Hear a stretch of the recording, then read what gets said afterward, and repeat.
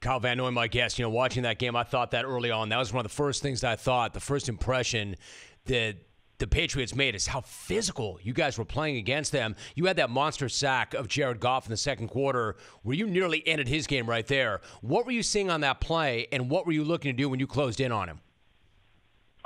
You're talking about when I smacked the receiver right. and chased him down, or are you talking about the sack? No, the sack. The sack when you got to Goff. The sack, honestly, I just ended up being a broken play, and we had really, really good coverage on the back end, and we took away his primary reads. The front did a good job of getting him off the spot, and I tried to take his head off. I know you're not supposed to do that in the NFL anymore, but that's what I tried to do.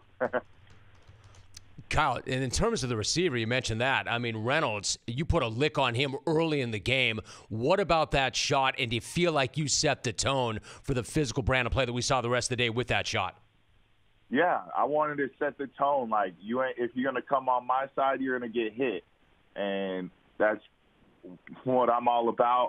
I'm about physicality. I'm about setting the tone.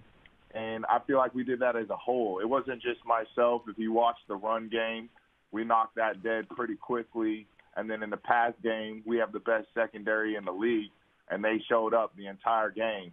And then when you marry the rush with the coverage, I mean, it was clinic display of what we did on last Sunday. Patriot Kyle Van Noy joining us. He's got a couple of rings to his credit. You made the point, and I've talked about this. It's a quote that you've said, and I've reset this on the show, Kyle. Quote, "We don't got stars. We've got elite football players."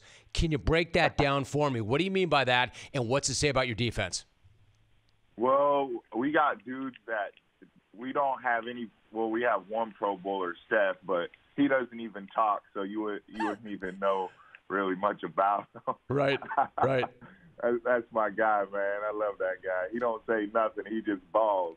And, that's kind of what we pride ourselves on is we don't – a lot of guys, in my opinion, get overlooked with the Pro Bowl selections and the All-Pro status, but they've been really good in this league for a long time, like Devin McCourty, Patrick Chung, Trey Flowers, Hightower, just to name a few, Lawrence Guy. Those guys are really, really good football players. They're smart. They're physical. They work hard. They don't say much. They just show up every Sunday. And that's what they've been doing their whole careers.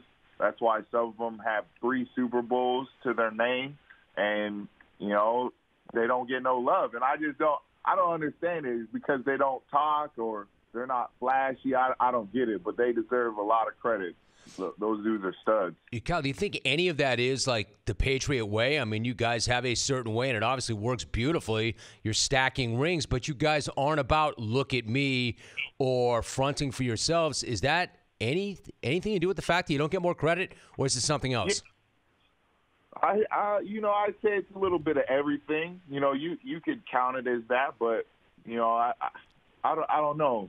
I also think it might be to do with playing with Tom Brady, and that's okay. We like it that way.